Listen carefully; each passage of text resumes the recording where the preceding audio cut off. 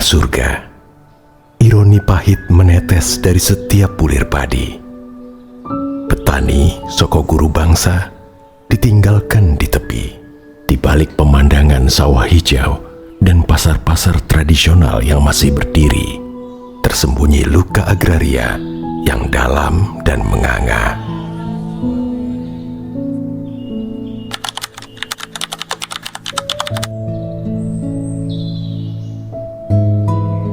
Hak atas pangan adalah hak asasi manusia yang dijamin oleh konstitusi.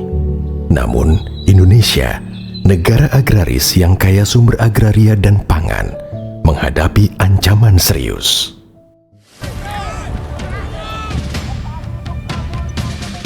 Tanah kami jangan digosok, Pak.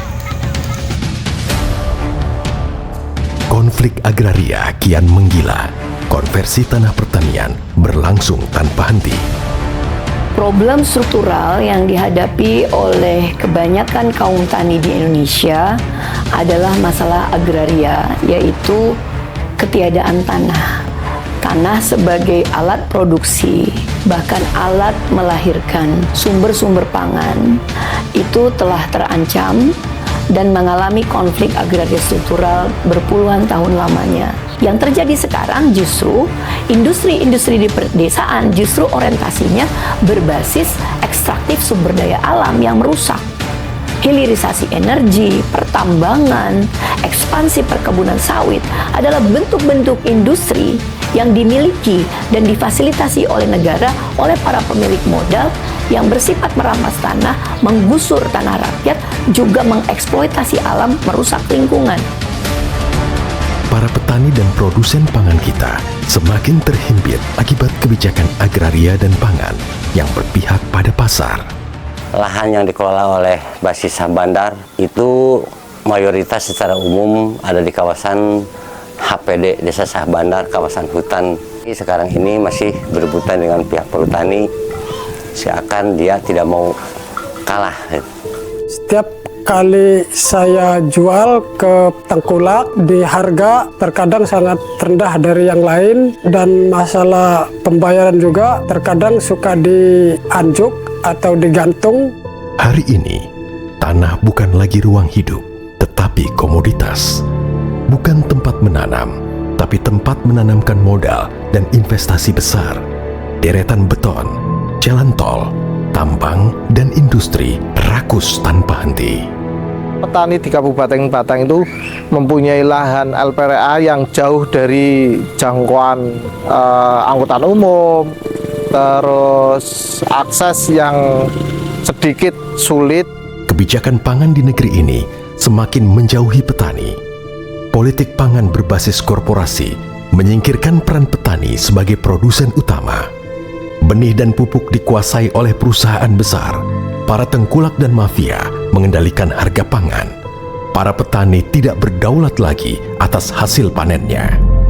Sementara para konsumen dipaksa membeli dengan harga yang mahal akibat rantai pasok panjang yang memiskinkan.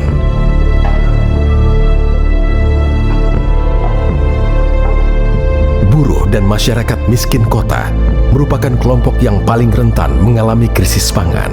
Beras yang makin mahal naik lebih cepat daripada upahnya. Petani tak berdaya, buruh semakin tercekik. Pasar itu kan memang dikuasai oleh tengkulak dan pemilik modal besar gitu ya. Sehingga apa? Mereka lah yang membuat kenaikan harga dan lain sebagainya, itu merugikan teman-teman buruh ataupun merugikan petani. Padahal mereka juga sudah bekerja maksimal gitu. Karena buruh tadi upahnya rendah, daya belinya rendah, mereka tidak bisa membeli hasil-hasil dari petani tadi gitu.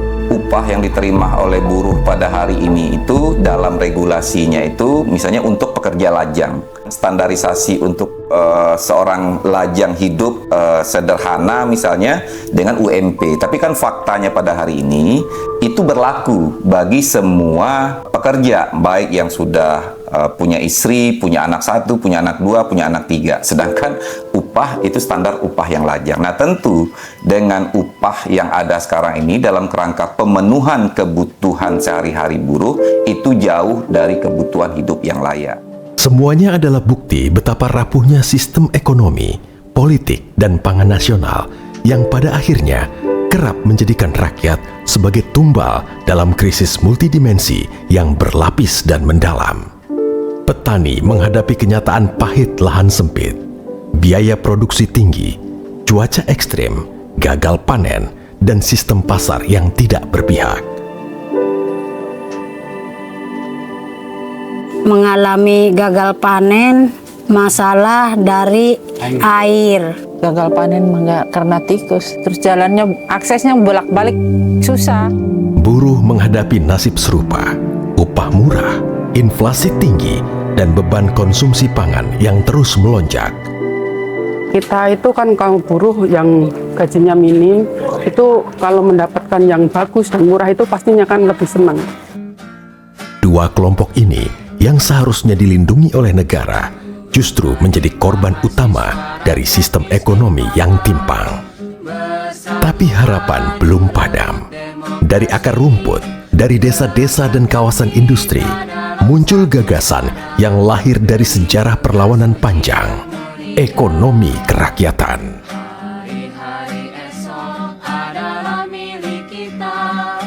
Reforma agraria sejati bukan hanya soal redistribusi tanah, tetapi juga soal membangun ekonomi rakyat dari bawah.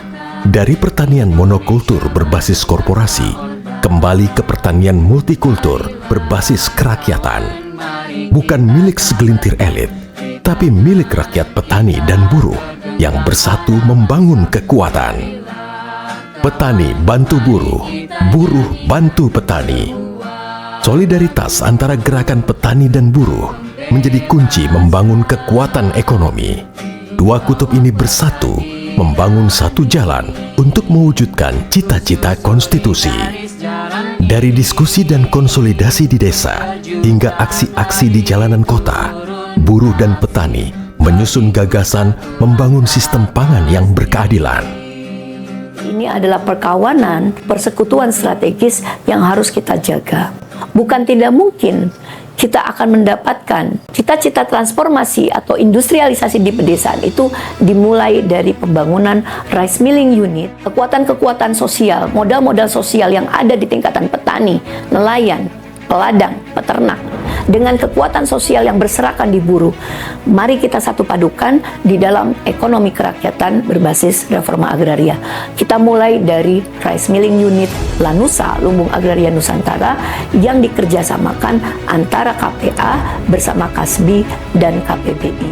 Dalam semangat kolektif dan solidaritas, Gesla melahirkan inisiatif Rice Milling Unit Lumbung Agraria Nusantara atau RMU Lanusa, unit penggilingan padi modern yang dibangun secara mandiri oleh Serikat Petani bersama Gerakan Buruh dan organisasi rakyat.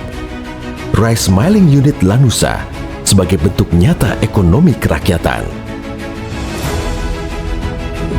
Jadi saya tuh senang ada pabrik RU1, jadi nggak sulit kalau menjual gabah. Senang ada gabah larang, mentene suka selamat. Disinilah gabah-gabah petani tidak lagi harus melewati 5 tangan sebelum sampai ke meja makan. Harga ditentukan bersama.